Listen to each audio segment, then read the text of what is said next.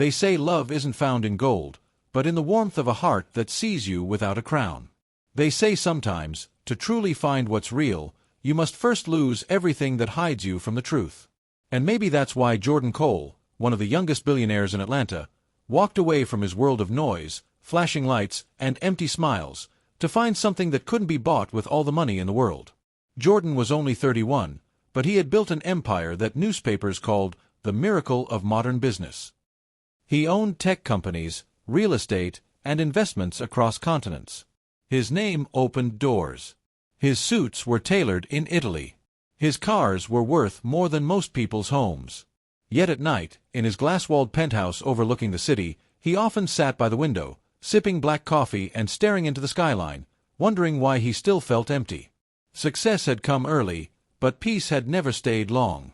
He had been in relationships, yes, women drawn by charm, fame, or curiosity, but somehow every smile faded when they realized they loved the billionaire, not the man. They loved his world, not his heart. One night, after a charity gala where people praised him but never truly saw him, he took off his bow tie, loosened his shirt, and whispered to himself, "I'm tired of being loved for my reflection." That was when the idea struck, to disappear for a while, to live among ordinary people, to see what love felt like when money wasn't part of the story. So Jordan called his trusted driver and said, "For a few months, I don't want to be Jordan Cole, the billionaire. I want to be just Jay, a regular guy, trying to make ends meet." He left his mansion under the care of his assistant, packed a small duffel bag with plain clothes, an old pair of sneakers, and a few $100s, and drove out to a quiet neighborhood on the outskirts of Atlanta. He rented a modest room above a local grocery store and began a life where nobody knew his name. At first, it felt strange, waking up to the hum of the street below, standing in line for breakfast, taking the bus. But slowly, he began to see beauty in the ordinary. People laughed freely here. Strangers greeted one another.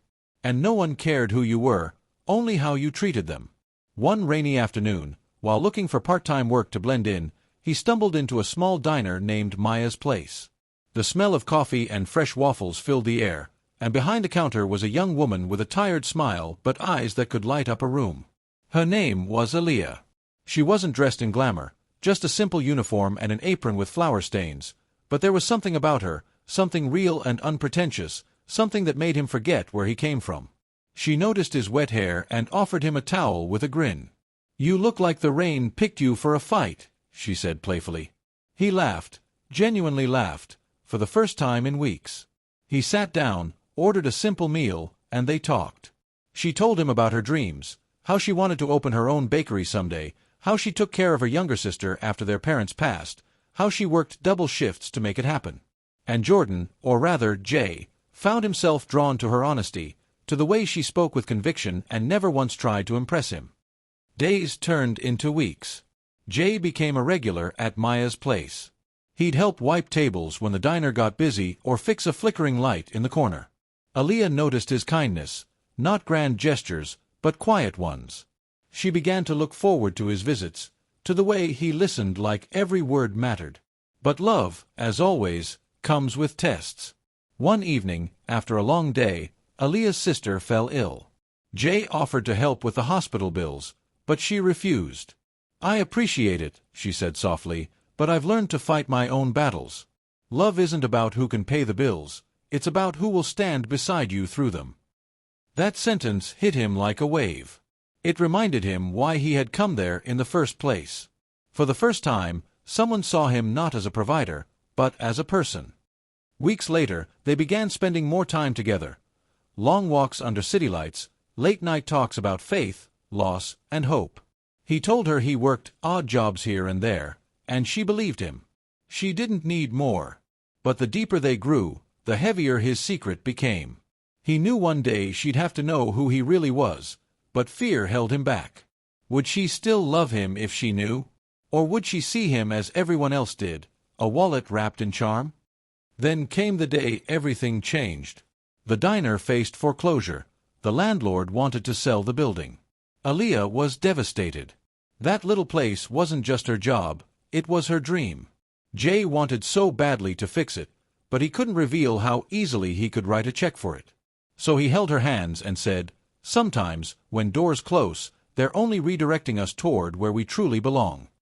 But that night, he made a decision. Without revealing his identity, he used one of his company's smaller real estate branches to secretly purchase the diner property and keep it running under a new lease.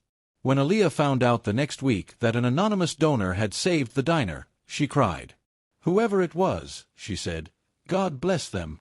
And Jordan smiled quietly, knowing he had helped without betraying his disguise. But truth, no matter how deeply buried, always finds its way to the surface. One afternoon, a black luxury SUV pulled up outside the diner, one of his old business partners stepping out to deliver documents for his signature, unaware that Jordan was pretending to be someone else. Aaliyah saw the exchange, confusion washing over her face. When she confronted him, her voice trembled. "Jay, who are you, really?" Silence filled the room. The moment he had feared arrived. He took a deep breath and told her everything. His real name, his companies, his wealth, his reason for coming there. The look in her eyes shifted from disbelief to hurt. "So, all this time, you were testing me?" she asked, tears falling. "No," he whispered, his voice breaking. "I was testing myself." 4 days, she avoided him. The diner felt colder. The laughter they once shared turned into awkward silence. Jordan tried to explain, to apologize, to make her see that everything they had was real, but sometimes, love needs space to heal. Then one morning, he left a note on her counter. "I never wanted you to love my world, only my heart. But if you can't forgive me, I'll understand. Just know that you taught me what wealth really means." He walked away, unsure if he'd ever see her again. Months passed. Jordan returned to his old life, to meetings, headlines, and interviews. Yet nothing felt the same. The suits felt heavier. The mansion felt emptier. He missed the laughter, the simplicity, the scent of coffee and flour. Then, one snowy December evening, while driving past a community market, he saw a new sign glowing through the snowflakes, Aaliyah's Home Bakery. His heart raced. He stepped inside quietly, and there she was, serving a customer with that same bright smile. She looked up, froze, and for a moment, the world stilled. He approached slowly, eyes gentle. "You did it," he said softly. "You built your dream." She nodded, tears brimming. "And you kept yours," she whispered. They talked that evening, not as billionaire and waitress, but as two souls who had walked through fire and found each other again. She told him that at first, she felt betrayed, but then realized his love had always been sincere. "You didn't buy me things," she said. "You showed up. You cared. And maybe that's what love really is, showing up even when you could walk away." Jordan smiled, pulling out a small velvet box. Not grand, not flashy, just simple and elegant. "Then let me show up for the rest of my life," he said. She gasped softly as he opened it. The ring wasn't expensive by his standards, but it carried meaning, a single stone, shaped like a teardrop, symbolizing how love had been born from pain. Their wedding was small, just family, friends, and a few employees from the diner. No paparazzi, no limousines. Jordan wore a plain suit. Aaliyah walked down the aisle in a modest white dress, her eyes glowing with peace. As they exchanged vows, Jordan said, "You taught me that money can build houses, but only love can make them homes." She smiled, replying, "And you taught me that true love doesn't need to shine, it just needs to be real." Years later, they often sat on their porch, watching the sunset, their children playing in the yard. The world still called him a billionaire, but in his heart, he knew he had only become rich the day he found her. And when reporters asked him the secret to his happiness, he'd simply say, "I once pretended to be poor, and that's when I found everything I was truly missing." Because love, in its purest form, doesn't recognize bank accounts or brand names. It recognizes souls. It sees through masks. It thrives in truth. And sometimes, it takes losing your identity to find your humanity. So, if you ever find yourself chasing the world and still feeling empty, remember this: love won't find you in the noise of wealth or the applause of strangers. It finds you in the quiet moments, when you strip away every title, every mask, and stand bare before someone who sees you, not for what you have, but for who you are. And that is the richest love of all.